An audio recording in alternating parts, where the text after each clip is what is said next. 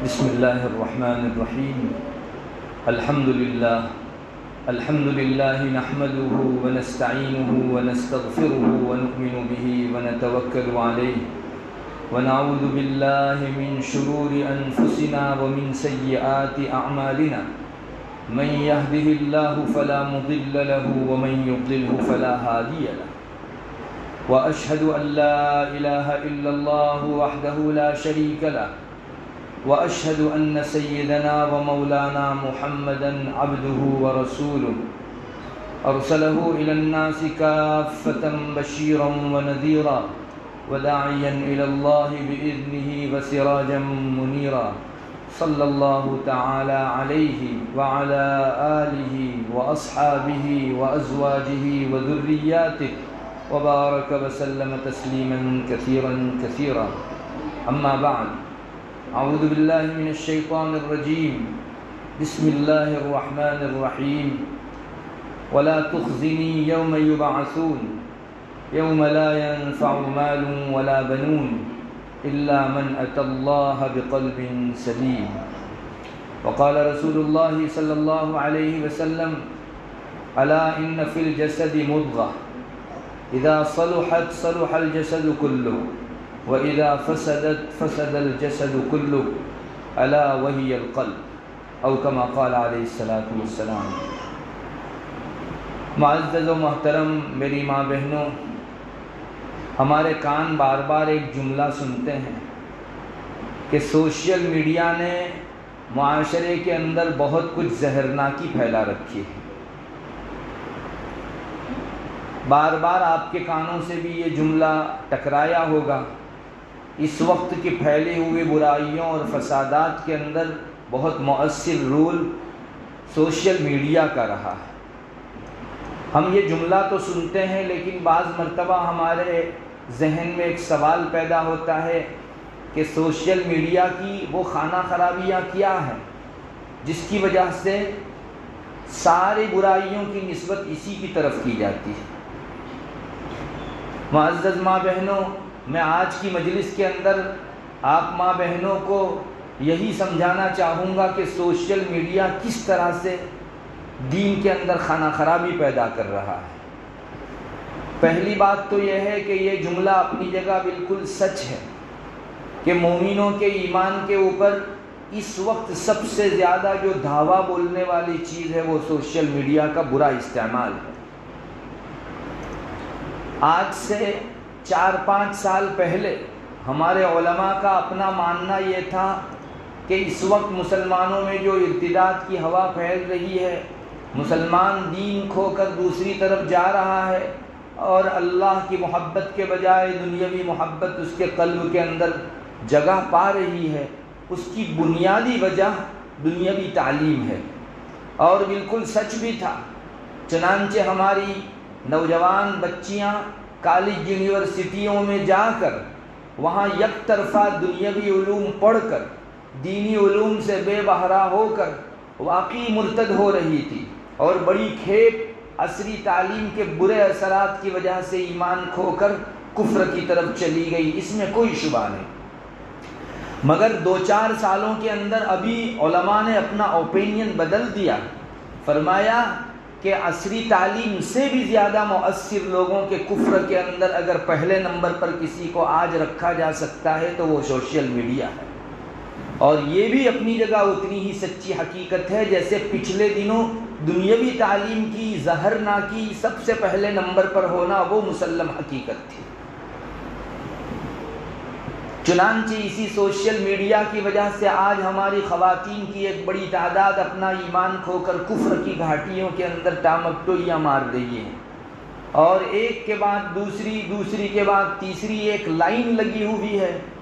اور جو لوگ اس سلسلے میں فکر مند ہیں وہ حضرات اس کی لنک نہیں سمجھ پا رہے ہیں کہ آخر اس قدر تیز رفتاری کے ساتھ مومن اپنا ایمان کیوں کھوئے جا رہا ہے.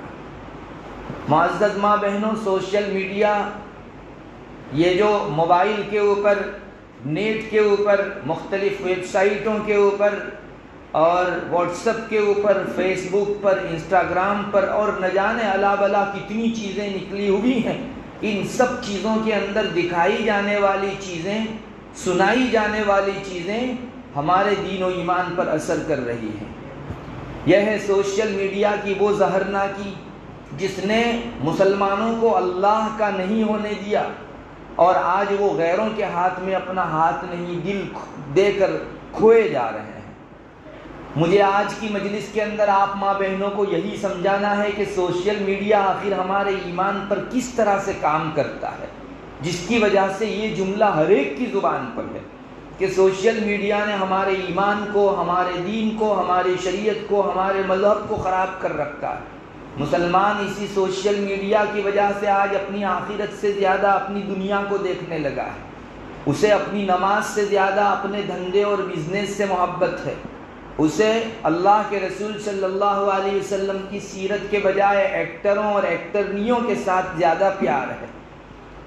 نبی اکرم صلی اللہ علیہ وسلم اور حضرات صحابہ و صحابیات کے لباس اور وضاقتہ سے زیادہ اس کو آج کل کے اداکاروں کے لباس سے زیادہ محبت ہونے لگی ہے، اور وہ اپنے بدن کے اوپر اللہ کے رسول صلی اللہ علیہ وسلم کی صحابیات کا لباس زیب تن کرنے کے اندر ایک شرم محسوس کر رہے ہیں، اور دنیا والوں کا لباس اپنے زیب تن محسوس کرنے کے اندر ایک فخر محسوس کر رہے ہیں۔ یہ تفاوت بے شک اسی سوشل میڈیا کی زہرناکی ہے، جس کی بنیاد پر ہماری ماں و بہنوں کو آج پردے کے اندر شرم آنے لگی ہے، اور جینز پینٹ اور ٹی شرٹ کے اندر آج کی بعض نوجوان لڑکیاں فخر و مباحات محسوس کر رہی ہے۔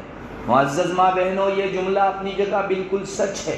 میں نے بھی غور کیا، میں اس نتیجے پر پہنچا ہوں کہ اس وقت دین و اسلام کی خانہ خرابی کرنے کے اندر سوشل میڈیا جیسا کوئی عنصر، کوئی عامل رول ادا نہیں کر رہا ہے۔ سب سے زیادہ مؤثر اگر کوئی عامل اس بارے میں ہے تو وہ سوشل میڈیا ہے۔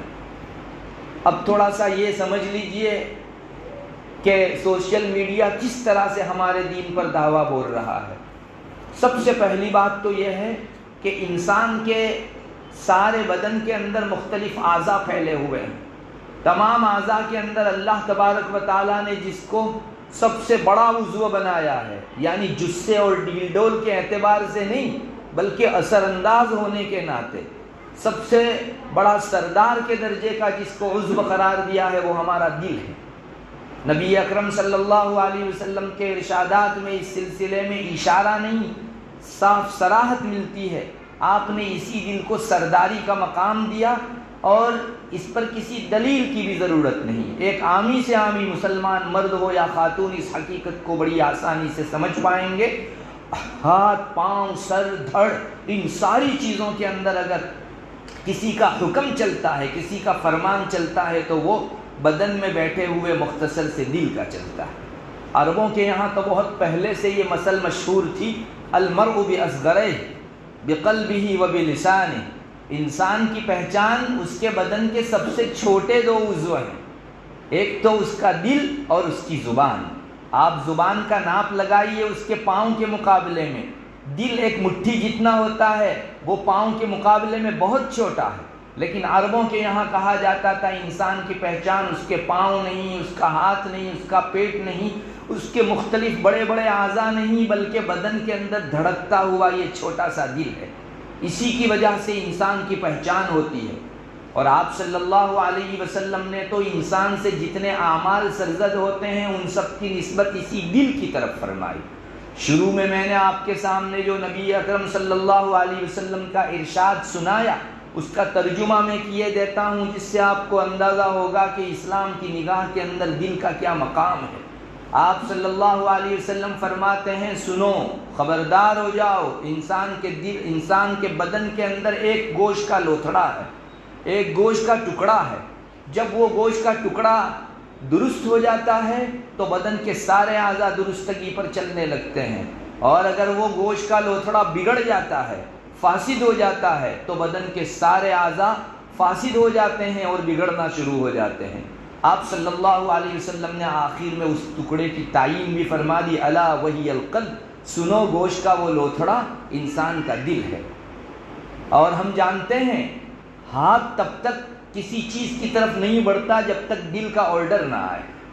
پاؤں یوں سالم اور ساکن بیٹھے رہیں گے، لیکن دل کا آرڈر آیا کہ تجھے مسجد کی طرف چلنا ہے تو پاؤں اب چلنا شروع کریں گے، یا تجھے سنیما اور تھیٹر کی طرف چلنا ہے، ایسا آرڈر گیا تو یہ پاؤں دل کے حکم اور فرمان کے اوپر اب تھیٹر کی جانب چلنے لگیں گے۔ کسی نامحرم پرائی عورت کے ساتھ ملنے جانے کے لیے بھی جس کا آرڈر پاؤں کے اوپر چلتا ہے وہ یہی دل ہے، اور اچھی مجلس، اللہ رسول کی باتیں سننے کے لیے بھی پاؤں کو جو چیز آرڈر کرتی ہے وہ یہی دل ہے۔ انسان کی آنکھ کو آرڈر کرنے والا یہی دل ہے، وہ کبھی اپنے ماں باپ پر پیار بھری اور خدمت بھری نگاہ ڈلوا کر انسان کو اجر و ثواب بھی عطا کروا سکتا ہے، اور کبھی اللہ کی ناجائز ٹھہرائی ہوئی چیزوں کی طرف، ننگے دھڑنگے سینوں کی طرف اور مناظر کی طرف یہی دل آرڈر کر کے آنکھ سے نظر کروا کے گناہ بھی کموا سکتا ہے۔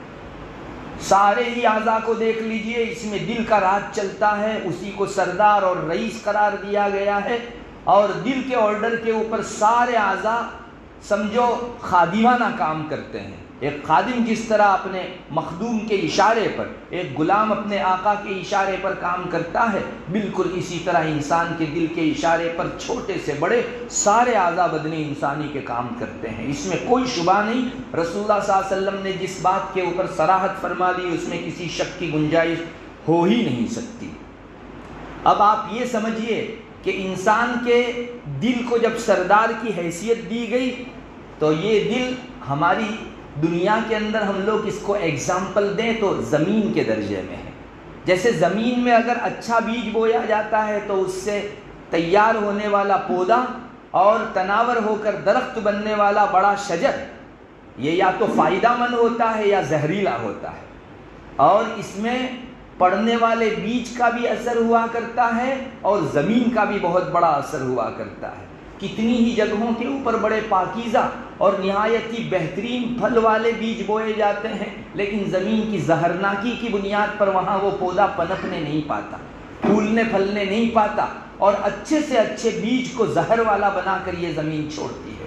بعض مرتبہ زمین کی صلاحیت بڑی زبردست ہو اور وہ نہایت ہی زرخیز زمین ہو تو اس میں معمولی سا کوئی بیج ڈالنے کی وجہ سے بھی بہترین تناور، اچھا پھل والا، میٹھے پھل والا درخت تیار ہوتا ہے۔ یہاں زمین کی کارکردگی کام کرتی ہوئی ہوتی ہے۔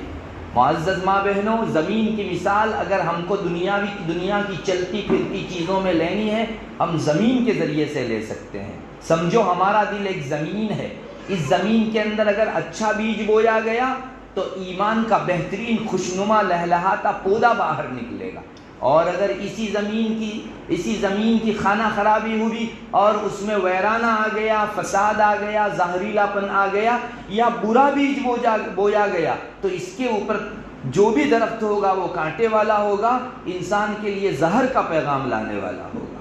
ہمارے دل کی زمین یا تو بنتی ہے یا بگڑتی ہے، اور اس کے بننے یا بگڑنے کی وجہ سے اس پر ہونے والی فصل اور کھیتی بھی بنتی ہے یا بگڑتی ہے۔ نبی اکرم صلی اللہ علیہ وسلم کے ارشاد کے نتیجے میں ایگزامپل کی حیثیت سے ہم اس چیز کو لے سکتے ہیں۔ اب مجھے آپ کو یہ دکھانا ہے، آپ کے ذہن میں بھی سوال پیدا ہوتا ہوگا کہ یہ تو بتایا جائے کہ یہ زمین جو دل کی ہے وہ بنتی کس سے ہے اور بگڑتی کس سے ہے۔ اب دنیا کی زمینوں کو دیکھ لو، اس میں بننا یا بگڑنا دو طریقوں سے ہوتا ہے۔ ایک تو اس کی اندرونی صلاحیت ہی بگڑ چکی ہے، چنانچہ اندر بجائے زمین کے بہت سارے ایسے کیمیکلز آ چکے ہیں، بہت ساری ایسی آلائشیں اور پولیوشن آ چکا ہے جس کی وجہ سے اندر سے اگنے والے پودوں کے اندر بھی وہ زہر پھیل جاتا ہے۔ تو اندر کی صلاحیت بھی بعض مرتبہ اثر کرتی ہے، اور بعض زمینوں پر باہر کا موسم بھی بہت اثر کرتا ہے۔ چنانچہ زمین کتنی بھی اچھی ہو لیکن موسم اگر موافق نہ ہو تو اچھی کھڑی فصلیں جو ہے اپنی جگہ پپن زدہ ہو جاتی ہے، فنگس ہو جاتی ہے اور بگڑ جایا کرتی ہے۔ آپ نے دیکھا ہوگا کسان لوگ دونوں طریقوں سے محنت کرنے کے اوپر بڑا زور دیتے ہیں۔ ایک تو زمین کی اندرونی صلاحیت بنانے کے لیے کھاد ڈالا جاتا ہے تاکہ زمین کے کشت کو وہ بہتر سے بہتر شکل میں لے کر پودے کو دے سکے، اور دوسری چیز زمین کے آس پاس کے برے ماحول سے بچانے کے لیے بھی کوششیں کی جاتی ہے۔ چنانچہ انڈسٹریل ایریوں کے اندر لوگ کھیتی کرنے سے کتراتے ہیں، اس وجہ سے کہ وہاں کے پولیوشن والی فضا کے اندر بہتر سے بہتر محنت کر کے بھی اگر آپ نے جو ہے کوئی پودا لگایا ہے تو باہر کے موسم و فضا کی وجہ سے اس کی فصل اور کھیتی اچھی نہیں آ سکتی۔ بس ویسے ہی ہمارے دل کے اوپر اندر سے اٹھنے والی فضا کا بھی اثر ہوتا ہے اور باہر سے گرنے والے موسم کا بھی اثر ہوتا ہے۔ اب آپ کہو گی کہ اندر سے اٹھنے والی فضا کون سی اور باہر سے اثر انداز موسم کون سا؟ اندر سے جو فضا اٹھتی ہے وہ ایمان یا کفر ہے۔ آپ یوں سمجھو، ایک آدمی کے دل کے اندرون میں اگر کفر پڑا ہوا ہے تو یہ دل جب بھی آرڈر کرے گا وہ اللہ کی نیکی کا آرڈر نہیں کر سکتا۔ ایک غیر مسلم کو لے لیجئے، اس کے دل میں کبھی یہ داعیہ پیدا ہوتا ہے کہ اللہ وحدہ لا شریک لہ کے سامنے ہم ماتھا ٹیکیں؟ نہیں، ان کے دل سے جب بھی ماتھا ٹیکنے کا آرڈر نکلے گا تو وہ شرک و بت پرستی لیے ہوئے ہوگا۔ یہ درونی زمین کی خرابی اور اندر کی زہرناکی کا اثر ہے۔ اس کے دل سے اگر کوئی حکم اٹھے گا اپنے ہاتھ کو تو نمسکار کے لیے اٹھے گا، اس کے دل سے اگر کوئی آرڈر پیشانی کے لیے اٹھے گا تو تلک لگانے کے لیے اٹھے گا، اس کے دل سے پاؤں کو آرڈر جائے گا تو گھنٹے بجانے کے لیے کسی مندر کی طرف چل دینے کا آرڈر اٹھے گا، اور اللہ کی نافرمانی کا آرڈر اٹھے گا، شراب پینے، زنا کرنے، سفاکیت کرنے، کسی پر ظلم اتیاچار کرنے وغیرہ کے فسق و فجور والے آرڈر دل سے نکلیں گے، چونکہ اندر کی زمین خراب ہو چکی ہے۔ جس طرح اندر کی زمین خراب ہوتی ہے ویسے اندر کی زمین درست بھی ہوتی ہے۔ اللہ والوں کے دل دیکھ لیجئے، ان کو تو نام ہی دیا گیا ہے اہل دل۔ چنانچہ جو بزرگان دین ہیں، اہل نسبت ہیں، ان کے لیے اللہ تبارک و تعالیٰ نے لوگوں کی زبان پر جو نام جاری کیا وہ بھی اہل دل کا ہے۔ اور ایک بات یاد رکھو، الاسماء تنزل من السماء، نام جو ہے وہ آسمان سے اترتے ہیں، گویا اللہ کے فیصلے کے تحت کسی کا یہ نام کسی کا یہ نام بنتا ہے۔ میں آپ سے پوچھتا ہوں، اللہ تبارک و تعالیٰ کے نیک دل بندوں کو اہل دل کیوں بولا جاتا ہے؟ کسی بدن کے اور عضو کی طرف اس کی نسبت کیوں نہیں کی جاتی؟ آپ یقین جانیے، اہل دل اسی لیے کہا جاتا ہے کہ ان کے سارے اعضاء میں سب سے زیادہ ہموار، سازگار اور موافق اگر کوئی عضو ہے، کوئی زمین ہے تو وہ دل کی زمین ہے۔ اسی لیے 24 گھنٹے میں ان کا دل ایک گھڑی کے لیے بھی اللہ کی نافرمانی کا حکم ان کو نہیں کرتا، چونکہ اندر کی صلاحیت اتنی بنی ہوئی ہے، جب بھی آرڈر اٹھے گا اللہ کی فرما برداری کا اٹھے گا۔ مجال ہے کہ ان کی زبان برائی کی طرف چل سکے۔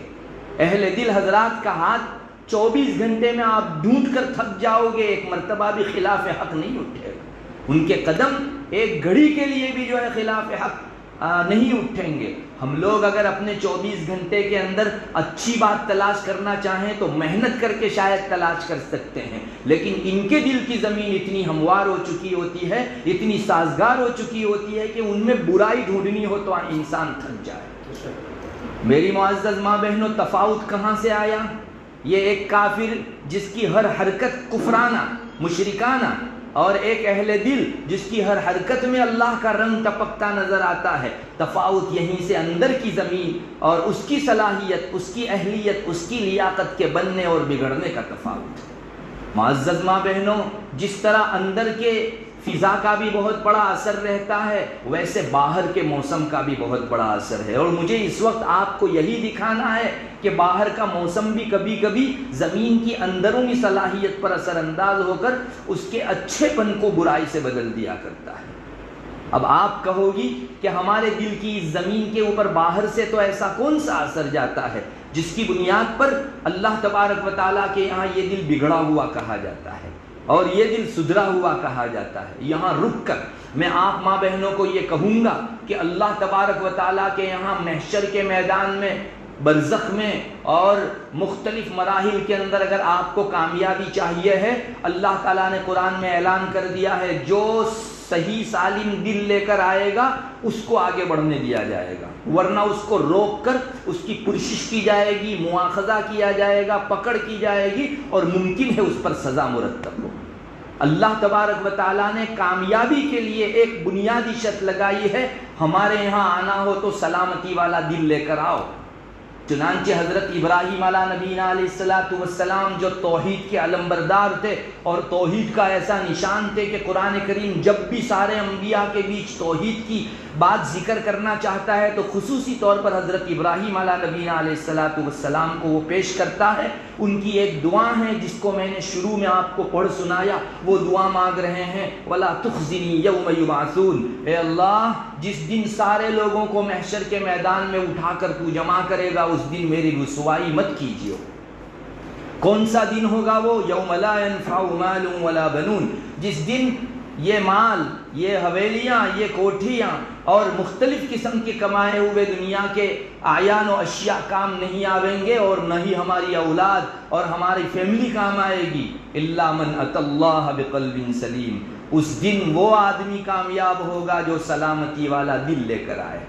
حالانکہ انسان کے ہاتھ سے بھی بہت سارے اعمال کا تعلق ہے، پاؤں سے بھی بہت سارے اعمال کا تعلق ہے، آنکھ، کان اور مختلف اجزاء سے بھی بہت سارے اعمال کا تعلق ہے، لیکن قرآن کریم کسی عضو کو نہیں ذکر کرتا. اللہ کے یہاں فوکس ڈال کر دیکھا جائے گا تمہارا دل کیسا ہے. دل اگر سلامتی والا ہے تو آگے انٹری ہے، ورنہ اس جگہ بہت بڑی جواب دہی اور انسان کو بہت بڑے مواخذے کا سامنا کرنا پڑے گا، بہت بڑی پکڑ کا سامنا کرنا پڑے گا. اس کے بالمقابل جو لوگ اپنے دل کا خیال نہیں کرتے اور جن لوگوں کی باہر کی فضا بگڑی ہوئی ہے اور جس کی وجہ سے ان کے دل خراب ہو چکے ہیں، ان لوگوں کے دلوں کا حال قرآن کریم ذکر کرتا ہے. اللہ تعالیٰ فرماتا ہے اقترب للناس حسابهم وهم فی غفلۃ معرضون، لوگوں کے حساب دینے کا دن یعنی قیامت کا دن قریب سے قریب ہوا جا رہا ہے، اور لوگ ہیں غفلت کے اندر پڑے ہوئے ہیں اور حقیقی دن سے اعراض کیے ہوئے ہیں، رخ موڑے ہوئے ہیں اور اپنا چہرہ گمائے ہوئے ہیں. ما یأتیہم من ذکر من ربہم محدث الا استمعوہ وہم یلعبون لاہیۃ قلوبہم. جب بھی اللہ تبارک و تعالیٰ کی طرف سے ان کو آخرت کی یاد دلانے والی کوئی آیت آتی ہے یا کوئی نشانی اللہ تبارک و تعالیٰ بھیجتے ہیں تو وہ اس نشانی کو، آیت کو ایسے سنتے ہیں گویا ان کے دل بالکل اس سے غافل ہیں. سنا تو کیا اور نہ سنا تو کیا. اسی کو قلب لاہی کہا جاتا ہے. ایک ہے قلب سلیم، اس کو لے کر جو گیا وہ آخرت کا کامیاب، اور ایک ہے قلب لاہی یعنی غفلت والا دل، اس کو لے کر جو گیا وہ ہے ناکامیاب. اللہ تبارک و تعالیٰ نے دونوں کو کمپیئر کر کے بتایا. دو قسم ہیں دلوں کی، دلوں کی دو قسمیں ہیں، اور دونوں قسموں میں سے ایک قسم جنت تک پہنچاتی ہے اور دوسری قسم جہنم تک. ایک اللہ کی جزا تک اور دوسری اللہ کی سزا تک، ایک اللہ کی رضامندی تک اور دوسری اللہ کی ناراضگی تک. بہرحال اس آیت کریمہ کے اندر ہم کو یہ معلوم ہو گیا کہ اللہ کے یہاں کامیابی چاہیے ہے تو دل کو سلامت لے کر جاؤ. آپ کیا سمجھتی ہو میری ماں بہنوں، دل کی سلامتی کس سے؟ کیا ہمارے دل میں کولیسٹرول نہ ہو یہ دل کی سلامتی ہے؟ یا دل کے اندر کسی جگہ چوکپ اور جام نہ ہو یہ دل کی سلامتی ہے؟ کیا یہ دل کی سلامتی ہے کہ اس دل کے اوپر ظاہری روح سے کسی بیماری کا داغ نہیں لگا ہے، اس پر آپریشن اور سرجری کا ایک چیرا بھی نہیں لگا ہے، یہ سب سلامتی چاہی جا رہی ہے؟ نہیں، 50 آپریشن ہو چکے ہوں لیکن اس کے دل کے اندر اپنے رب سے محبت ہو اور اللہ کی فرما برداری کے ساتھ اس کو لگاؤ ہو، یہ ہے قلب سلیم. چاہے دل زخمی ہو لیکن رب تعالیٰ کی محبت سے پر ہو، لبریز ہو، اس دل کو کہا جاتا ہے قلب سلیم. اس کے اندر غل و غش نہیں، کسی کے متعلق کینہ کپٹ نہیں، کسی کے متعلق میل کچیل نہیں. اس کے اندر سے اٹھنے والی موجیں اللہ کی محبت کی موجیں، اور اس کے اندر سے اٹھنے والے سارے جتنے بھی بخارات اور بھاپ ہیں وہ اللہ تبارک و تعالیٰ کے ساتھ لو اور لگاؤ کی گرم جوشیاں ہیں. بس یہی نکلتی ہے، اس کے علاوہ کچھ نہیں نکلتی. انگلی رکھ کر اس دل پر کہہ دو کہ یہ ہے قلب سلیم. اور ایک دوسرا دل ہے جو یوں بہت فٹ ہے، ڈاکٹری ہزاروں چیک اپوں کے اندر اس کا سلامت ہونا آ گیا اور نارمل رپورٹ آیا، بلکہ بہت قوی، سارے لوگوں کے دلوں کے مقابلے میں بہت مضبوط اور فٹ دل کہا گیا، لیکن اس دل کے اندر کفر ہے، شرک ہے، فسق و فجور ہے، اللہ کی نافرمانیوں کے جذبات ہے. شریعت اسی دل کے اوپر یہ حکم لگاتی ہے کہ یہ قلب لاہی ہے، غافل دل ہے اور اللہ تعالیٰ کی رحمت سے دور دل ہے. معزز ماں بہنوں، یہ تفاوت آپ کو معلوم ہو گیا. بس اندرونی جو صلاحیت ہے اس کو تو سمجھنا آسان ہے. جس کے دل میں پہلے سے کفر ہو وہ دل خراب اور اس سے نکلنے والے سارے آرڈر بھی خراب. جس کے دل میں ایمان ہو اس ایمان سے نکلنے والے سارے آرڈر اور فرمان بہتر اور نیکیوں والے. مگر باہر کی فضا کی وجہ سے کبھی کبھی زمین متاثر ہوتی ہے، جیسا میں نے آپ کو بتایا. اب میں وہی بتانا چاہتا ہوں کہ باہر کی وہ کون سی فضا ہے جس سے قلوب متاثر ہوتے ہیں، دل کی زمین خراب ہوتی ہے. ایک بات یاد رکھو میری ماں بہنوں، دل ایک پوشیدہ عضو ہے. ہماری عمر آج 50 سال کی ہو گئی، 55 سال کی ہو گئی، 45 40 سال کی ہو گئی. ہم میں سے اکثروں نے بلکہ سب نے اپنا دل نہیں دیکھا. بعض مرتبہ اب تو آپریشن کے اندر ڈاکٹر جب بھی دل نکالتا ہے تو اس کی پوری سی ڈی بنا کر دیتا ہے، لیکن کم لوگوں کو اس کا اتفاق ہوتا ہے کہ جن کو اپنا دل دیکھنے کا موقع. ہم نے سارے عضو شاید دیکھے ہوں گے، لیکن دل ایک ایسا عضو ہے کہ جس کو دیکھنے کا اتفاق نہیں ہوا. وہ اندر پوشیدہ ایک چیز ہے. اسی لیے ہمارے اعضائے جوارح کو ظاہر کہا جاتا ہے اور دل کو باطن کہا جاتا ہے. باطن اسی لیے کہ وہ ایک چھپا ہوا اور اندر نہ دکھنے والا دل ہے، لیکن اس اندر رہنے والے دل کے بڑے رشتے ہیں ظاہری دکھنے والے اعضاء کے ساتھ. یوں کہو کہ اندرون دل تک پہنچنا ہو تو کچھ سورسز ہیں، کچھ راستے ہیں اور کچھ طریق ہیں جن کے واسطے سے دل کے اندر پہنچا جا سکتا ہے. شریعت میں نگاہ ڈالنے کی وجہ سے ہم اس نتیجے پر پہنچتے ہیں. اللہ تعالیٰ کی آیات اور رسول اکرم صلی اللہ علیہ وسلم کی احادیث کا سروے کرنے سے ہم کو یہ نتیجہ ہاتھ لگتا ہے کہ دل تک اگر پہنچنا ہو تو سب سے زیادہ شارٹ کٹ 3 راستے ہیں. دل تک پہنچنے کے شارٹ کٹ 3 راستے ہیں. ایک تو آنکھ، ایک کان اور ایک پیٹ. یہ یوں 3 اعضاء وہ ہیں جن سے ڈائریکٹ دل تک پہنچا جا سکتا ہے. اور میں تینوں کے سلسلے میں حدیث اور قرآن پیش کروں گا جس سے آپ کو اندازہ ہوگا کہ یہ بات جو ہے وہ ہوائی نہیں کہی جا رہی ہے، بلکہ رسول اللہ صلی اللہ علیہ وسلم کے ارشادات میں اس کے اشارات موجود ہیں. چنانچہ جہاں تک آنکھ کی بات ہے، آنکھ کے واسطے سے کوئی چیز گئی دل میں ڈائریکٹ پہنچ گئی. اس سلسلے میں رسول اللہ صلی اللہ علیہ وسلم کی وہ حدیث ہے، آپ کو شاید اس سے پہلے سنائی ہو یا کسی اور جگہ آپ نے سنی ہو. روایتوں میں آتا ہے کسی نے ایک مرتبہ نبی کریم صلی اللہ علیہ وسلم کو 2 کپڑے ہدیے میں بھیجے. ان میں سے ایک کپڑا بہت پھول بوٹے والا تھا، بہت نقش و نگار والا تھا. جیسے ہمارے یہاں عورتیں اپنے کپڑے کے اوپر پھول بوٹے کرواتی ہے، تو پھول بوٹے والا اور نقش و نگار والا ایک کپڑا تھا. اور ایک کپڑا سیدھی سادی چادر تھی جو عرب لوگ پہنا کرتے تھے. نبی اکرم صلی اللہ علیہ وسلم نے غالباً حضرت عائشہ کو فرمایا کہ ان میں سے یہ جو سادہ کپڑا ہے وہ ابو جہم کو بھیج دو. وہ ایک شخص تھے، صحابی تھے، ان کو بھجوا دیا. اور رسول اللہ صلی اللہ علیہ وسلم نے وہ پھول بوٹے والا کپڑا رکھا اور نماز پڑھنے سے پہلے اس کو اوڑھ کر نماز پڑھنے لگے. روایت میں آتا ہے، مشکات شریف میں روایت موجود ہے، جلدی جلدی رسول اللہ صلی اللہ علیہ وسلم نے اپنی نماز ختم کی اور وہ انبجانی کپڑا تھا جو پھول بوٹے والا تھا، اس کو نکال دیا اور نکال کر حضرت عائشہ کو کہا کہ ابو جہم کو کہلواؤ وہ سادہ کپڑا مجھ کو دے دو اور یہ کپڑا ابو جہم کو ہدیے میں بھیج دو. اور آگے آپ صلی اللہ علیہ وسلم نے کچھ اس طرح بھی ارشاد فرمایا، مجھے لگتا تھا کہ یہ کپڑا مجھ کو فتنے میں ڈال دے، اسی لیے نماز کے اندر میرا دل مفتون ہو جائے، فتنہ زدہ ہو جائے، اس سے پہلے میں نے جلدی نماز ختم کر کے یہ کپڑا جو ہے نکال دیا اپنے اوپر سے. ملا علی قاری اس روایت کے ذیل میں لکھتے ہیں کہ اس روایت سے بڑی آسانی سے یہ اندازہ لگایا جا سکتا ہے کہ اس کے پھول بوٹے کے اوپر جو ظاہر ہے، انسان کی نگاہ کا پڑنا انسان کے دل کو فوراً فتنہ زدہ کر دیتا. ایک رسول جو سارے لوگوں کے دلوں کی شفافیت اور صفائی کے لیے دنیا میں بھیجے گئے تھے، وہ آنکھ کے واسطے سے اپنے دل پر اتنا بڑا فتنے کا ڈر رکھتے ہیں تو ہما شما کا کیا شمار ہے. ہمارے دلوں کے اوپر ہماری آنکھوں سے جانے والے مناظر اور سینس کتنے اثر انداز ہوتے ہوں گے. بہت آسانی سے 2 اور 2 4 کی طرح اس کا اندازہ لگایا جا سکتا ہے. معزز ماں بہنوں، باقاعدہ انگلی رکھ کر، یہ ملا علی قاری مجدد وقت ہیں، 100 سال میں اللہ ایک مجدد پیدا کرتا ہے جو دین کے اندر وہ کام کرتا ہے جو رسول اور انبیاء سے کام لیا جاتا تھا۔ یہ ملا علی قاری مجدد ہیں، اور انہوں نے انگلی رکھ کر اس حدیث شریف پر یہ بتایا، یہاں جس چیز کا آپ کو اندیشہ تھا وہ یہی پھول بوٹے تھے جو آنکھ کے واسطے سے دل کو فتنے میں ڈال دے، اس طرح کا اندیشہ تھا، اسی لیے آپ نے فرمایا بھیج دو۔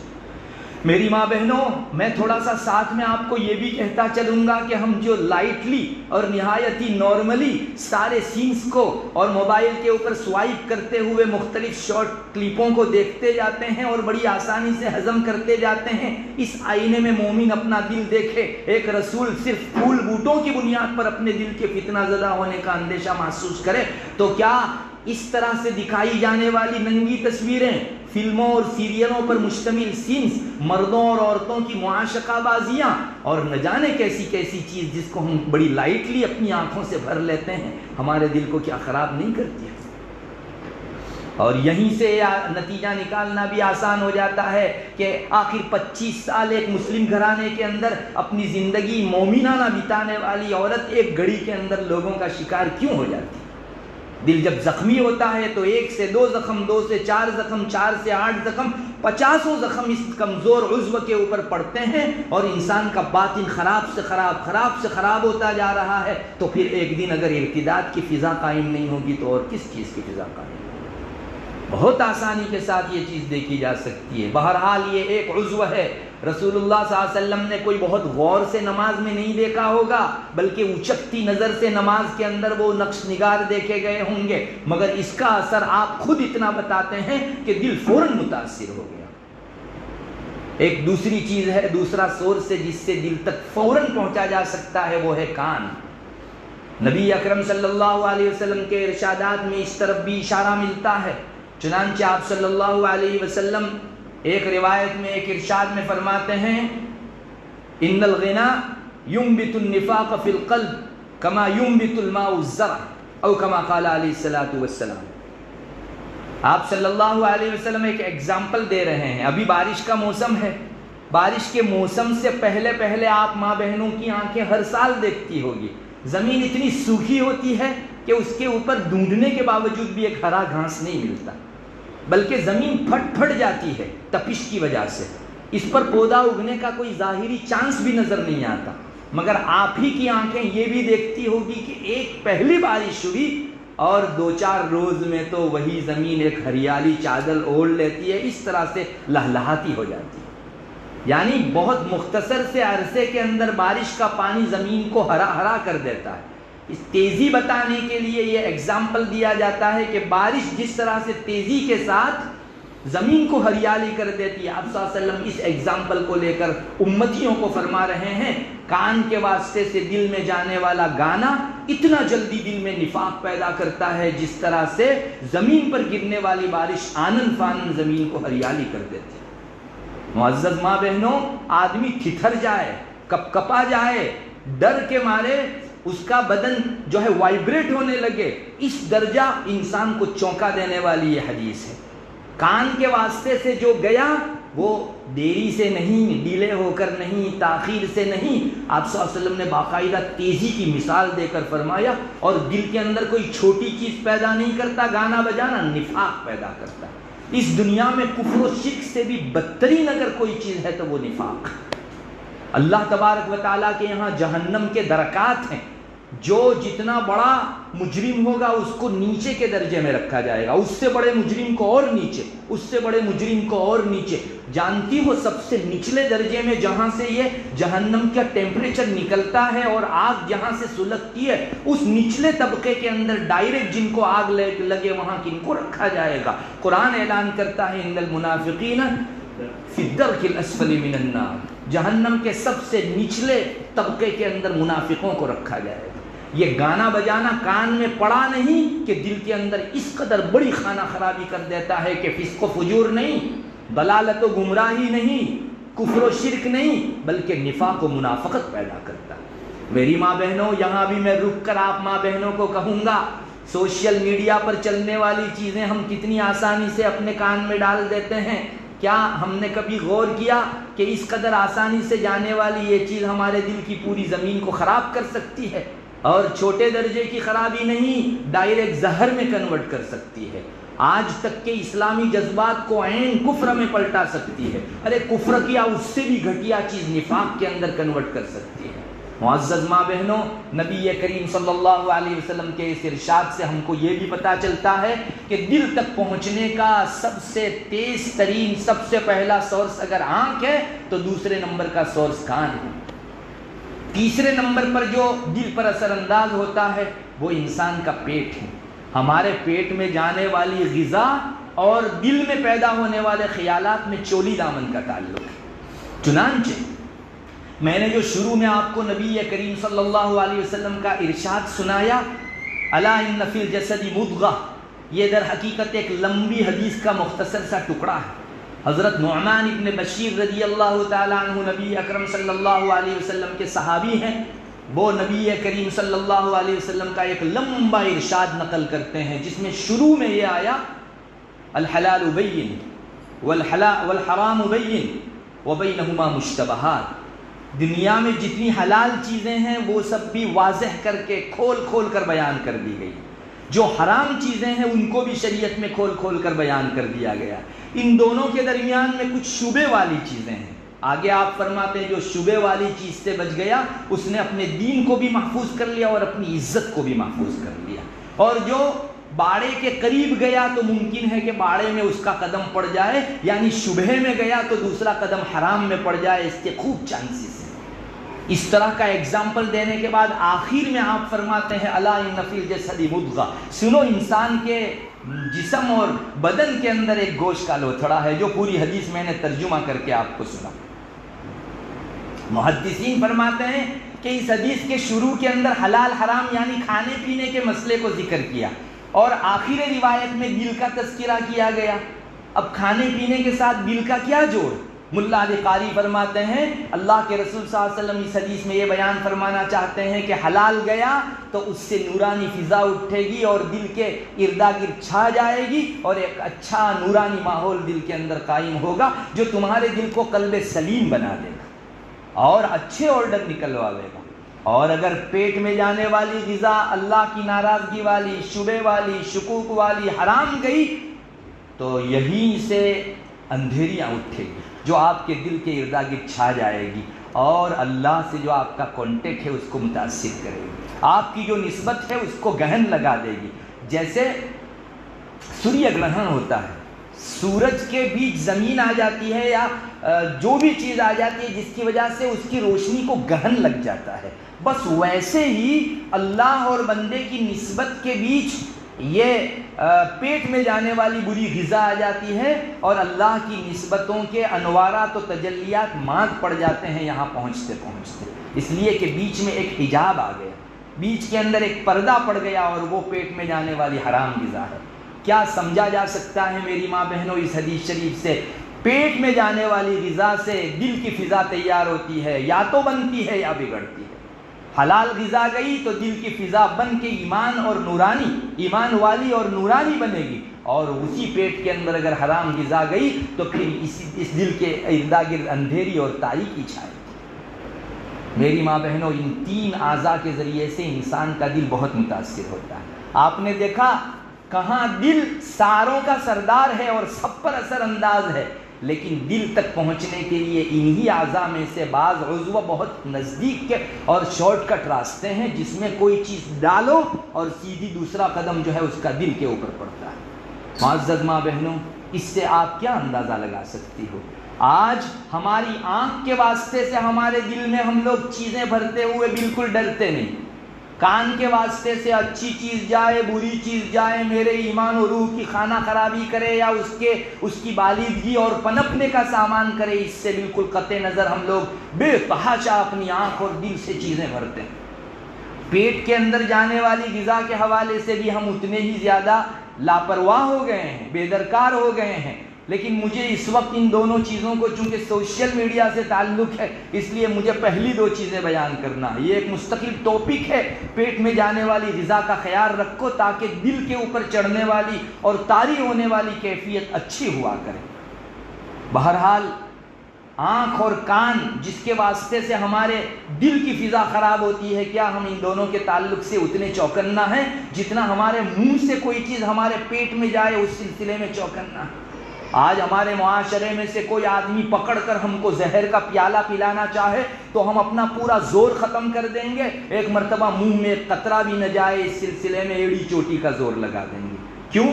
اس لیے کہ یہ زہر میرے پیٹ کو خراب کر دے گا، اور پیٹ خراب سو وجود خراب ہو گیا، میرا بدن اور جسم خراب ہو گیا، اور میرے سارے اعضاء کے اندر زہر پھیل کر میری ممات کا اور میرے مر جانے کا جو ہے یہ ذریعہ بنے گا۔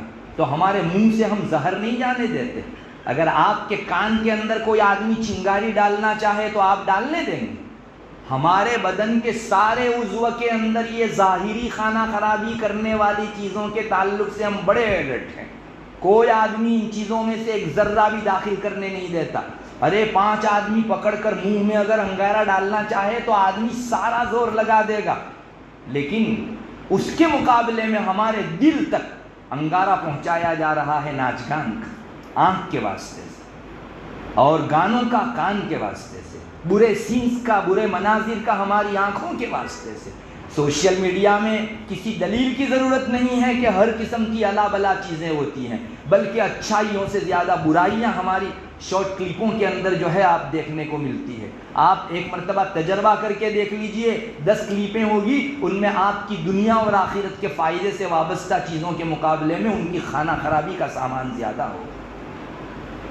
میری ماں بہنوں، کیا ہم لوگ الرٹ ہیں؟ ہمارے منہ سے جتنا ہم لوگ زہر نہیں جانے دیتے، اس کا 10واں حصہ بھی کیا ہمارے کان کے تعلق سے ہم نہ جانے دینے میں الرٹ ہیں، متنبہ ہیں؟ ہرگز نہیں، بالکل آگاہی نہیں۔ بلکہ کوئی آدمی ہمارے کان کے اوپر اگر جو ہے میوزک رکھ دے تو اس کی پیشکش کے اوپر کہ تھوڑی دیر دیکھ تو لو آگے کیا آتا ہے، ہم لوگ تیار ہو جاتے ہیں۔ کیا یہی معاملہ ہمارے بدن کے ساتھ زہر کا بھی ہے؟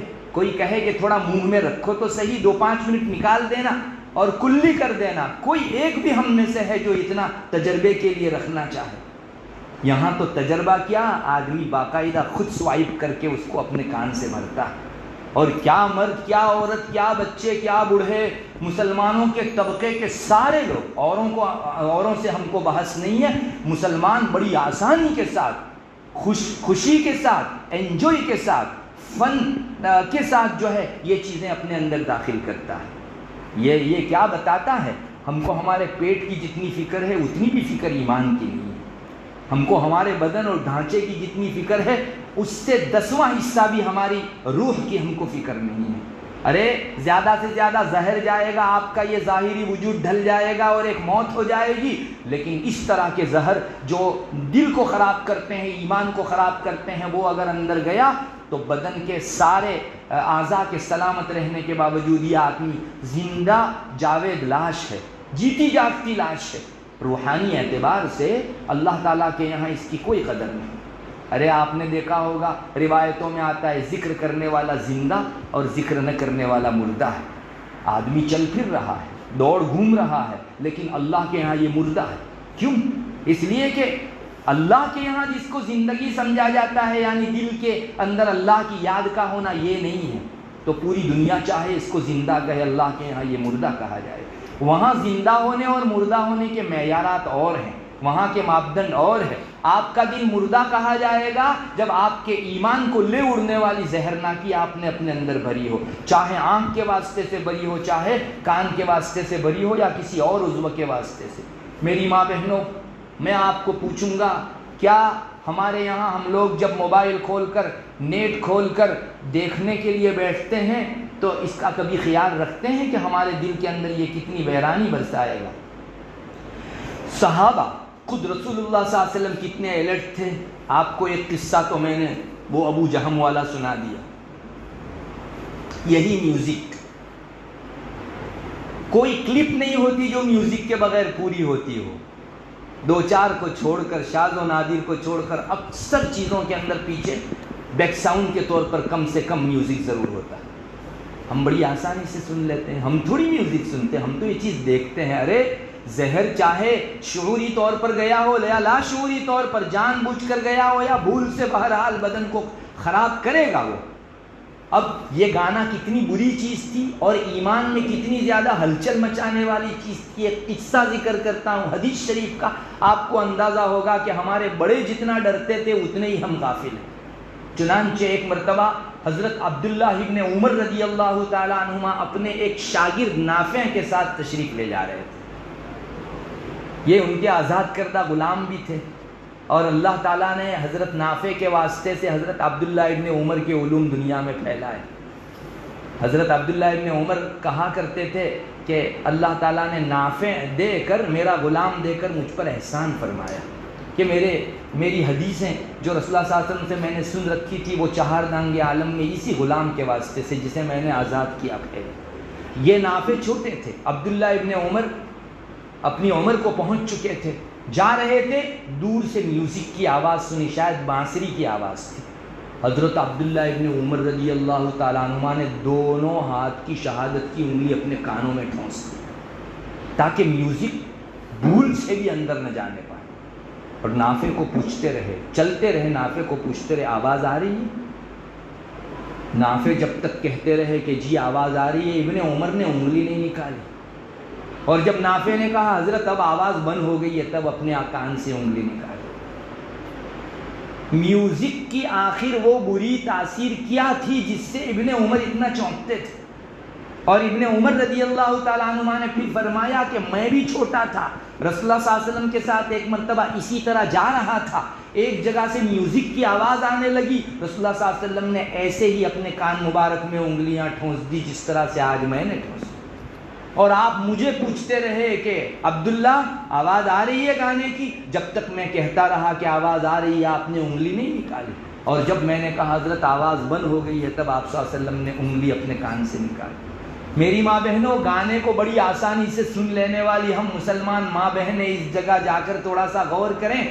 اللہ کے رسول صلی اللہ علیہ وسلم اور حضرت عبداللہ ابن عمر جو پاکیزہ نفوس تھے وہ تو میوزک سے اتنا زیادہ ڈرے, اور ہم لوگ بڑی آسانی سے میوزک پر میوزک بھرتے رہیں اور گھنٹہ ہمارا میوزک میں ختم ہو جائے لیکن ہمارے دل پر جو نہ رہیں.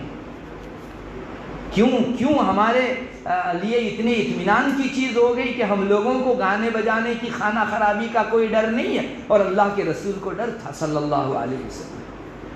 میری ماں بہنوں, یہی وہ چیز ہے جو سوشل میڈیا کی زہرنا کی ہے.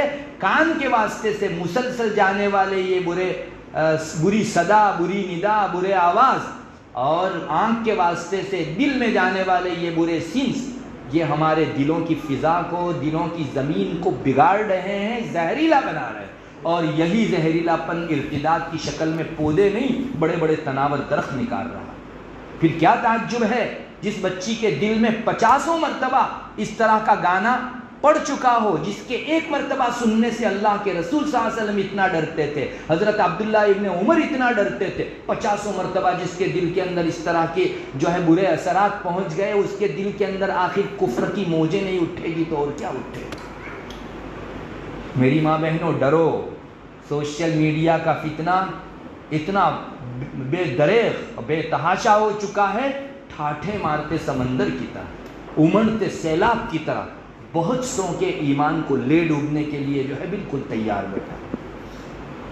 معزز ماں بہنوں, ہمارے یہاں بعض خواتین یہ عذر کرتی ہے, کہتی ہے کہ ہم تو دین کی باتیں سنتے ہیں, اور اس میں جس طرح بری چیز سنی جاتی ہے اچھی چیز بھی تو سنی جاتی ہے. معزز ماں بہنوں, میں رک کر کہوں گا آپ کو, ہاں آپ اگر اچھی چیز سنیں تو اچھی چیز جیسے فیس ٹو فیس اثر کرتی ہے اس میں سے بھی اثر کرے گی, مگر ہوتا کیا ہے اس میں دین کی باتیں بتانے والا اکثر وہ ہوتا ہے جو ایک اجنبی ہوتا ہے. وہ اپنے آپ کو مسلمان دکھاتا ہے, ہوگا مسلمان, ہم شک بھی نہیں کرتے, لیکن اس کے اپنے اعمال کیسے ہیں, وہ کس فرقے سے تعلق رکھتا ہے, اور اس کے اندر ضلالت ہے, گمراہی ہے, جس کے وزن سے وہ اچھی حدیثوں کو بھی غلط مطلب کے اندر لے جا سکتا ہے. کیا ہم نے کبھی اس کی ٹوہ لگائی؟ بس ایک اسلامی چینل آ گئی, ایک اسلامی ویب سائٹ آ گئی, اور کھول کے ہم دیکھنے لگے. یاد رکھو, باتیں اچھی ہو لیکن جس راستے سے آ رہی ہے وہ راستہ اگر گدلا ہو تو وہ بات بھی جو ہے بری بن جاتی ہے. ایگزامپل لے لو, ایک پائپ ہے, اس پائپ میں سے اوپر ٹنکی میں بھرا ہوا زمزم آتا ہے. آپ اگر نل کی ٹھیک ہے، بیچ میں جو پائپ ہے وہ ٹھیک ہے، تو جب بھی نل کھولو گی زمزم ہی ہاتھ میں آئے گا. اور اتنا مقدس اپنے چہرے پر پوچھ لو، بدن پر پوچھ لو، انشاءاللہ شفا یابی اور برکت کا ذریعہ بنے گا. لیکن کوئی آدمی اس نلکی کے مختلف جگہوں کے اوپر پیشاب کے قطرے لگاتے اندر، اور اب کوئی آدمی نیچے سے نل کھولے. مجھے بتائیے وہ زمزم جو پاکیزہ تھا پیشاب کے چھینٹوں کے ساتھ مل کر آپ کے ہاتھ پر ناپاک ہو کر نہیں آئے گا؟ کہاں یہ زمزم ہم اپنے چہرے پر ملتے تھے، آج خبردار جو ہاتھ کو بھی لگ گیا نا، آپ کو دھوئے بغیر نماز نہیں ہوگی، زمزم ناپاک ہو گیا. اس سے پتا چلا کہ باتیں کتنی ٹھیک ہو، لیکن جس زبان سے نکل رہی ہے وہ زبان اگر بگڑی ہوئی ہے یا فاسد عقیدے والی ہے تو اچھی بات بھی بری ہو جاتی. میں ایک مثال سے آپ کو بیان کرتا ہوں، آپ کو اندازہ ہوگا، چونکہ یہ گہری بات ہے اس لیے صرف میری بات سے شاید آپ کو سمجھ میں نہ آئے. محمد ابن سیرین ایک بڑے درجے کے تابعی گزرے ہیں. وہ تشریف فرما تھے، ان کے اردا گرد ان کے شاگرد بھی موجود تھے.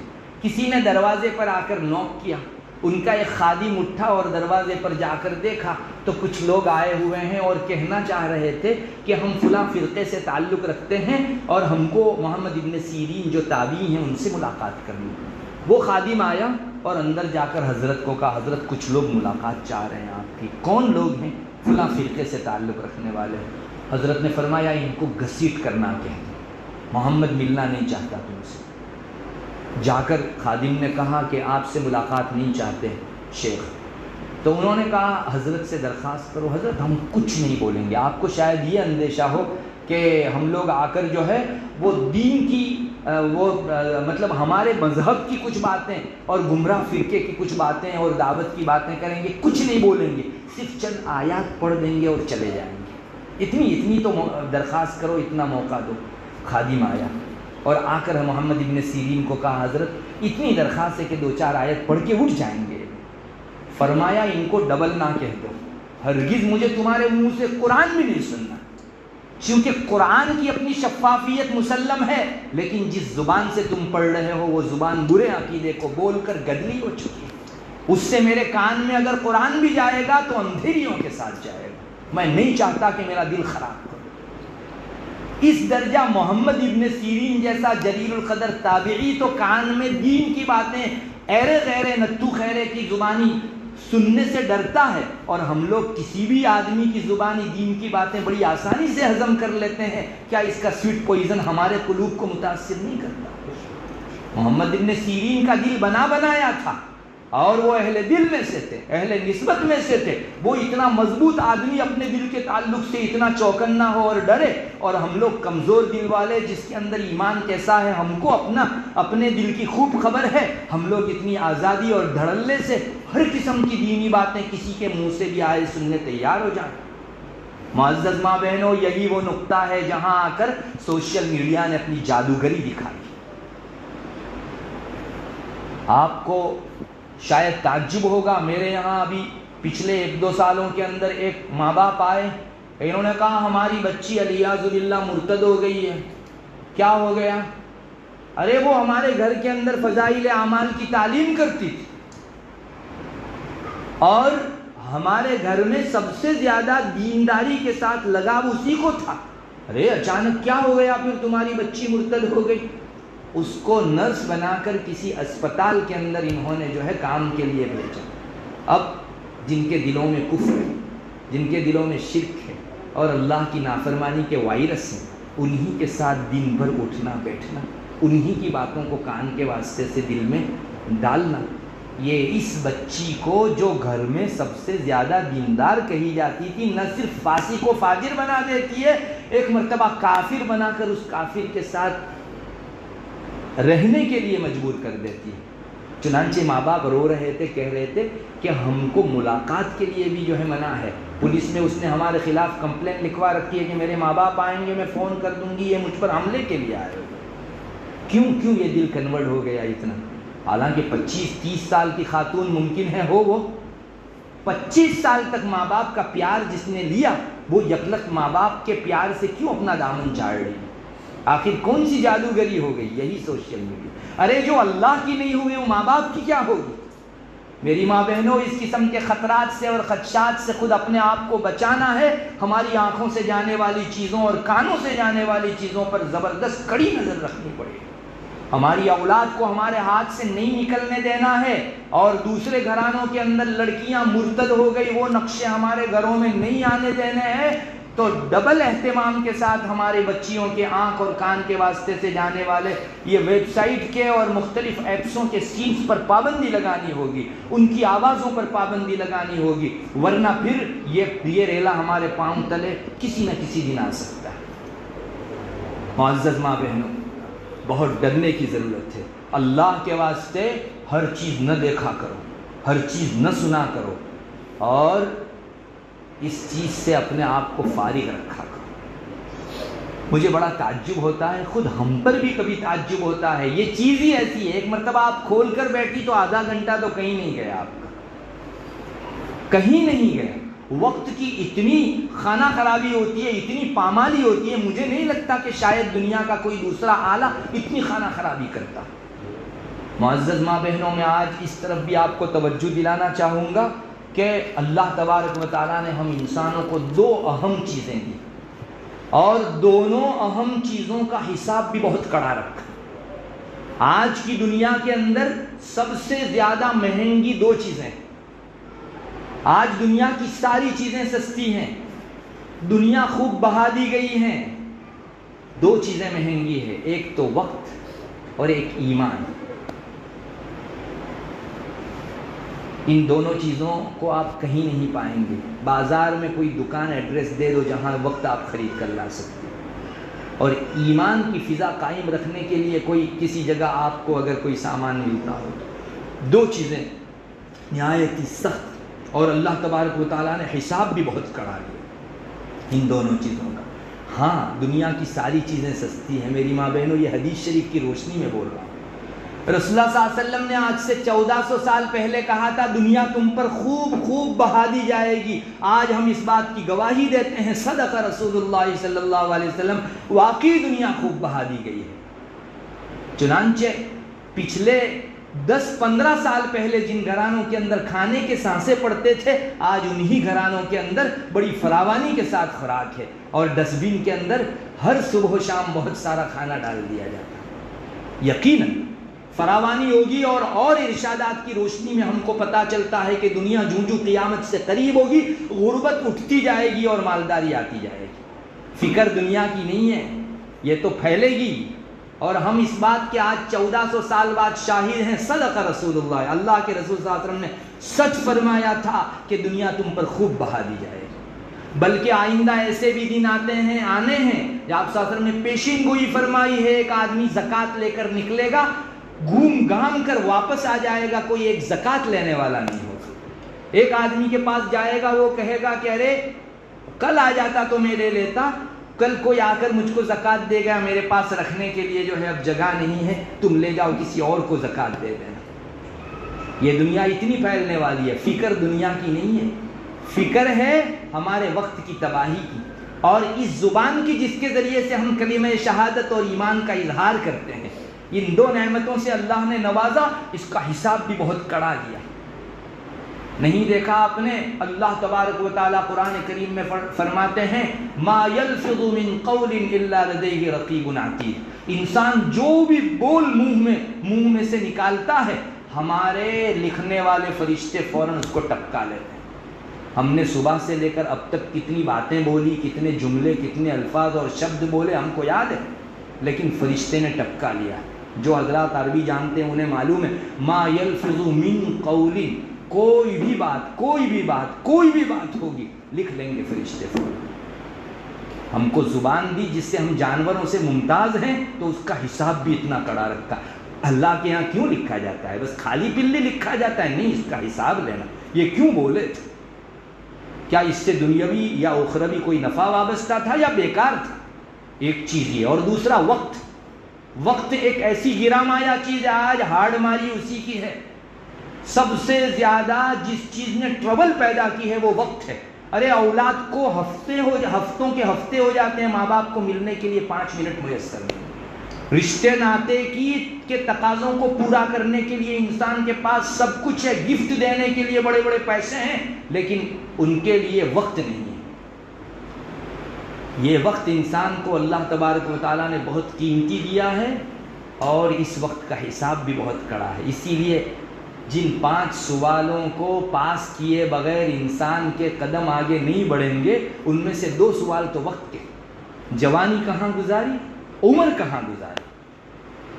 آپ سمجھیے اللہ تبارک و تعالیٰ ابھی تھوڑی دیر کے لیے 5 منٹ, آپ رات کو جب سونے جائیں تو 5 منٹ کے لیے اپنے ذہن کو خالی کر کے ذرا سوچ لو, اللہ پوچھ رہا ہے کہ آج کا پورا دن کہاں گزارا, میں کیا جواب دے سکوں. اب جو لوگ بے تحاشا اپنا وقت موبائل کے اندر دیتے ہیں, گھنٹے 2 گھنٹے, کیا وہ وہاں یہ عذر کر سکیں گے کہ اللہ سچائی کی کھوج کے اندر میں نے 2 گھنٹے گزارے, 5 منٹ بھی سچائی نہیں ملی مجھ کو. آپ کو سچائی کے لیے قرآن کافی نہیں تھا, حدیث کافی نہیں تھی, دوسری جگہوں کے اوپر جو ہے آپ قرآن و حدیث کی باتیں نہیں لے سکتی تھی. کیوں آپ نے ایک ایسی ہلاکت آمیز چیز کے اندر اپنے آپ کو ڈال کر وہاں سے سچائی ڈھونڈنے کی کوشش کی؟ میری ماں بہنوں, ہمارے وقت کا بھی آخر حساب دینا. اور یاد رکھو اللہ ہم سے ناراض ہے. ہم سب لوگ بولتے ہیں یہ جو مصیبتیں آتی ہیں ہمارے پاؤں پر ہمارا اپنے ہاتھوں مارا ہوا کلاڑا ہے. اللہ ظلم نہیں کرتا, ہم نے اپنی جانوں پر ظلم کیا ہے. تو اللہ ہم سے رخ موڑے ہوئے ہیں, اللہ ناراض ہے. کیوں ناراض ہے؟ امام غزالی نے ایک بات ذکر فرمائی ہے, کسی بندے سے اللہ منہ موڑے ہوئے ہے, اس کی علامت یہ ہے کہ وہ لایانی کام میں مشغول ہے. جو لایانی اور بیکار کام میں مشغول ہو, اس آدمی کو اپنے متعلق اس تھرمومیٹر پر یہ فیصلہ کر لینا چاہیے کہ اللہ کی توجہ نہیں, اللہ اپنا رخ مجھ سے موڑے ہوئے ہیں, اور اللہ نے توجہ ہٹا دی. اس سے بڑھ کر ناکامیاب اور خائب و خاسر بندہ اور کون ہو سکتا ہے؟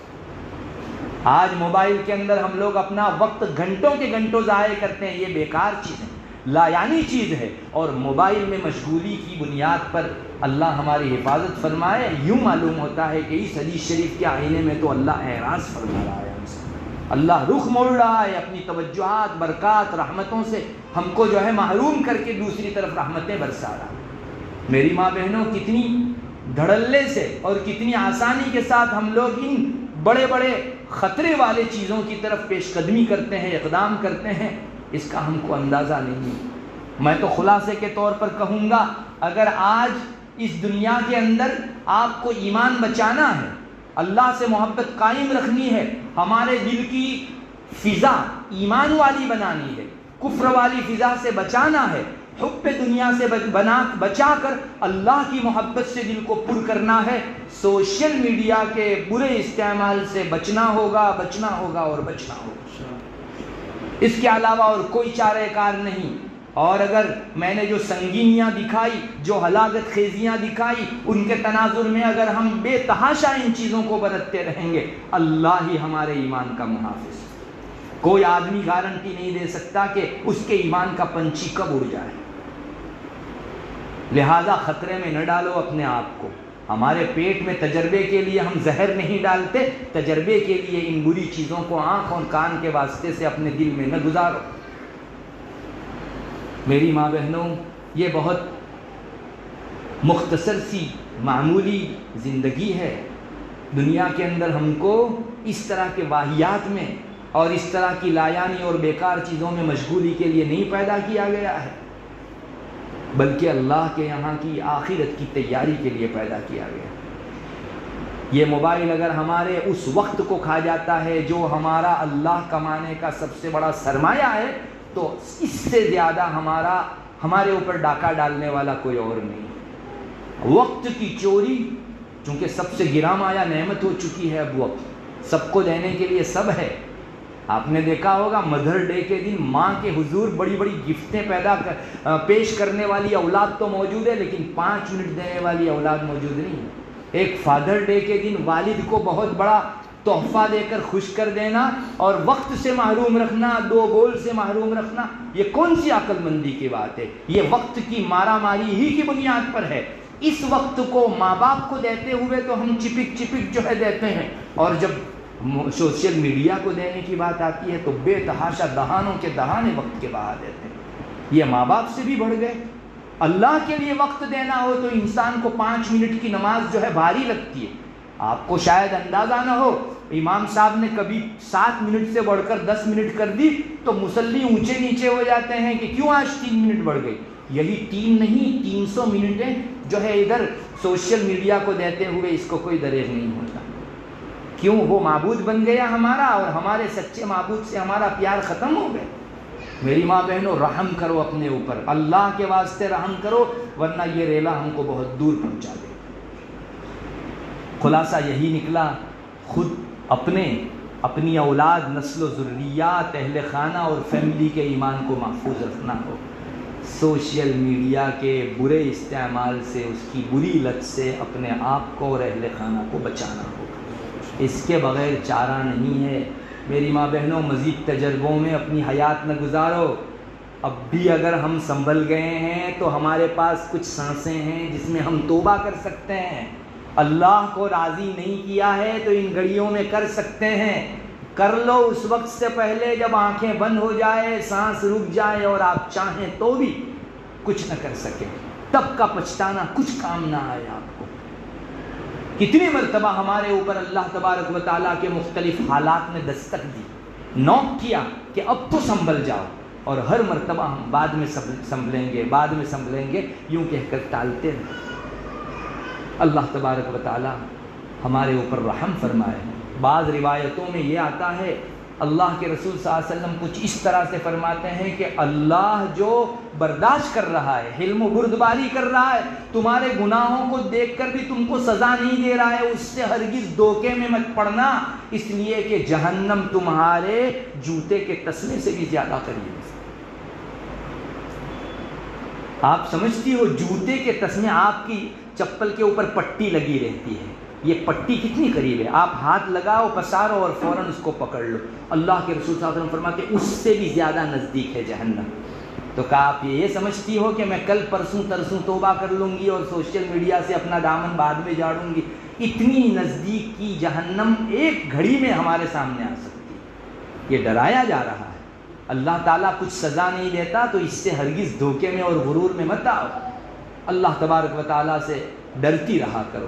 میری ماں بہنوں، توبہ کرو، اللہ تبارک و تعالیٰ کے حضور عزم و عہد کرو کہ ہم کو جس چیز نے لوگوں کے ایمان کو غارت کیا ہے، اور لوگوں کا ایمان جو چیز لے اڑی ہے، اور جس نے ڈبویا ہے لوگوں کے ایمان کی نیا کو، اس چیز کے قریب بھی ہم کو نہیں پھٹکنا ہے۔ یہ میوزک، یہ برے سینز، یہ سیریل، یہ فلمیں اور یہ موویز اور اسلام کے نام سے آنے والی یہ چیزیں جن کے نشر کرنے والے، ریلیز کرنے والے درست نہیں ہیں، ان حضرات کی چیزوں سے دیکھنے سننے سے ہم آج توبہ کرتے ہیں۔ اگر یہ چیز آپ نے عزم کے تحت کی ہے تو آپ بچ پاؤ گی، ورنہ پھس پھسے ارادے مکڑی کے جالوں کی طرح فوراً ٹوٹ جاتے ہیں۔ مکڑی کا جو گھر ہوتا ہے، کروڑیے کا جو گھر ہوتا ہے، اس کو توڑنے کے لیے بلڈوزر نہیں بلانا پڑتا، اس کا ڈیمولیشن ایک بچہ جو آج کا پیدا ہوا ہے وہ بھی ہاتھ مار دے، چک سے لگ جائے تو بھی ٹوٹ جائے۔ ایسے نازک، ایسے کمزور ارادے تو ہم نے بہت کیے، اور کیے اتنے جلدی ٹوٹ گئے۔ آپ کو عزم کرنا پڑے گا، اس کی زہرناکی محسوس کرنی پڑے گی، اس کا سویٹ پوائزن ہونا، بلکہ میں تو کہتا ہوں اب تو کھلا پوائزن ہو گیا ہے۔ میں دیکھ رہا ہوں کہ یہ پوائزن ہے، یہ زہر ہے، اس کے باوجود بھی میں اس کے اوپر اٹا پڑا ہوں۔ اس سے زیادہ میری بے وقوفی اور حماقت اور کوئی نہیں ہو سکتی۔ اللہ تبارک و تعالی ہم سب کو اس کی خانہ خرابی سے محفوظ رکھے، اور ہم لوگ اس سلسلے میں توبہ کر سکیں اور اپنی اولاد کو اور خود کو محفوظ رکھ سکیں۔ وآخر دعوانا الحمدللہ۔ دعا کر لیجئے۔ اللہم انت السلام و منک السلام، تبارک یا ذا الجلال والاکرام۔ اللہم صلی علی محمد النبی الامی وعلی آلہ وسلم تسلیما۔ ہے اللہ ہمارے گناہوں کو معاف فرما، ہم لوگ گنہگار ہیں، خطا کار ہیں، سیاہ کار ہیں۔ اللہ ہم نے اپنی عمر کا، وقت کا، زندگی کا سرمایہ بے تحاشا غلط کاموں میں، غفلت والے کاموں میں، بیکار کاموں میں لٹا دیا۔ اللہ جتنی بڑی نعمت تو نے دی تھی اس کی اتنی ہی بڑی ناقدری کی۔ اللہ ہمیں معاف فرما دے. ہمارے اور جرموں کے ساتھ ساتھ وقت کا ضیاع اور وقت کو بیکار کاموں کے اندر لگانا یہ بھی بہت بڑا جرم ہے. اللہ دنیا کا کوئی بڑا آدمی اپنی طرف سے کوئی بڑی گفٹ دیتا ہے تو سامنے والے آدمی کی توہین کرنے کی بنیاد پر بہت بڑا جرم سمجھا جاتا ہے. تیری وقت کی اتنی بڑی نعمت کو ہم نے بے تحاشا مسل دیا, کچل دیا. اللہ ہماری نادانی تھی, معاف فرما دے. اس پر فیصلہ نہ فرما ہمارے دور ہونے کا, اللہ ایمان سے محروم کیے جانے کا. اللہ ہم تجھ سے وعدہ کرتے ہیں آئندہ تیری دی ہوئی ان نعمتوں کو ضائع نہیں کریں گے, بیکار چیزوں اور لایانی امور کے اندر اپنی زندگی نہیں کھپائیں گے. اللہ تیری عبادت و فرما برداری, آخرت کی تیاری, تیرا قرب و تیری نزدیکی کے اندر اپنی زندگی کا ایک ایک سانس لگا دیں گے. اللہ ہمارے اس عزم کو قبول فرما. گزشتہ جس قدر ہم سے چکے ہو گئی ہم اس پر نادم و شرمندہ. آئندہ ان گناہوں کے نہ کرنے کا سچا پکا وعدہ کرتے ہیں, عزم کرتے ہیں. اے اللہ اس وقت ان گناہوں سے ہاتھ اٹھائے دیتے ہیں. تو ہماری توبہ کو قبول فرما, ہمیں استقامت نصیب فرما.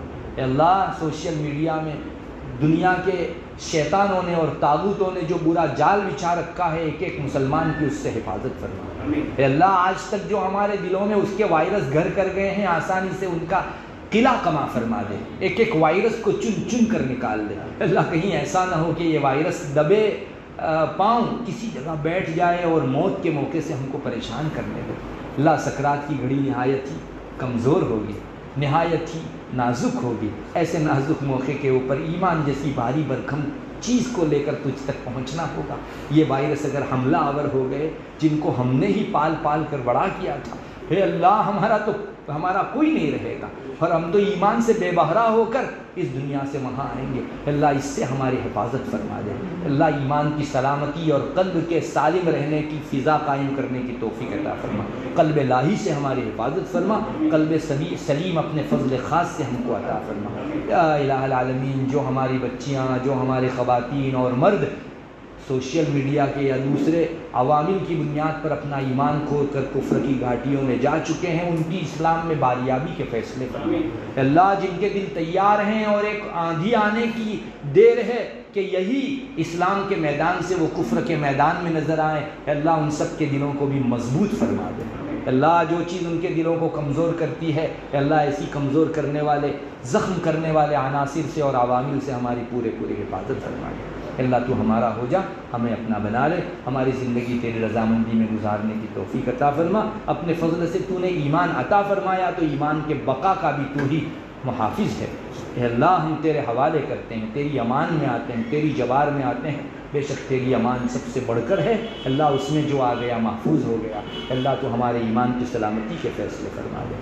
یا الہ العالمین ہمیں تیرا بنا لے, تو ہمارا ہو جا. ہمارے دلوں میں حب دنیا کے بجائے حب الہ پیدا فرما. حب شہوات سے, حب دنیا سے, حب جاہ سے, حب مال سے, حب غیر اللہ سے ہماری پورے حفاظت فرما. ضلالت و گمراہی, فسق و فجور اور کفر و شرک بدعات سے اور زندقہ و الحاد سے ہماری پورے حفاظت فرما. کہ اللہ ان برے آلات کے استعمال سے ہم کو ایسے ہی بچنے کی توفیق دے جیسے ہم چھوٹے بچوں کے ہاتھ میں تیز چھری دینے سے بچتے ہیں. یا الہ العالمین ہماری حفاظت فرما, ہماری نسلوں کے ایمان کی حفاظت فرما. یا الہ العالمین جس قدر خواتین آئی ہوئی ہیں سب کے دلوں کی جائز تمنائیں اور نیک مرادیں پوری فرما. ہماری آج کی مجلس کو ہم سب کے لیے ذخیرہ آخرت اور نجات کا ذریعہ بنا دے. اللہ یہاں جو مجلسیں ہو رہی ہیں ہر اتوار کو اور مختلف موقعوں سے, اس کو غنیمت سمجھ کر اپنے ایمان کی حفاظت کا سامان اس کو سمجھنے کی توفیق عطا فرما. بے شک اس کی تاثیر بہت زیادہ ہے اور اللہ رسول کی باتیں جب ہفتے میں ایک مرتبہ دل میں پڑتی رہے گی انشاءاللہ کفر و شرک اس کے ارد پھٹک نہیں سکے گا. اللہ اس کی اہمیت کو سمجھنے کی توفیق دے. اللہ ہم جو موبائل میں اور دنیا کی الا بلا میں جو وقت دیتے ہیں اس کو تیرے دین کی حفاظت کے لیے اختیار کیے جانے والے ان اسباب کے پیچھے لگانے کی توفیق عطا فرما. اے اللہ تو ہمیں اپنا بنا لے, تو ہمارا ہو جا, اپنا عشق اپنی محبت نصیب فرما. اللہم انا نسألک من خیر ما سألک من نبیک محمد صلی اللہ علیہ وسلم ونعوذ بک من شر ما استعاذ من نبیک محمد صلی اللہ علیہ وسلم. انت المستعان وعلیک البلاغ ولا حول ولا قوة الا باللہ. سبحان ربک رب العزة عما یصفون وسلام علی المرسلین والحمد للہ.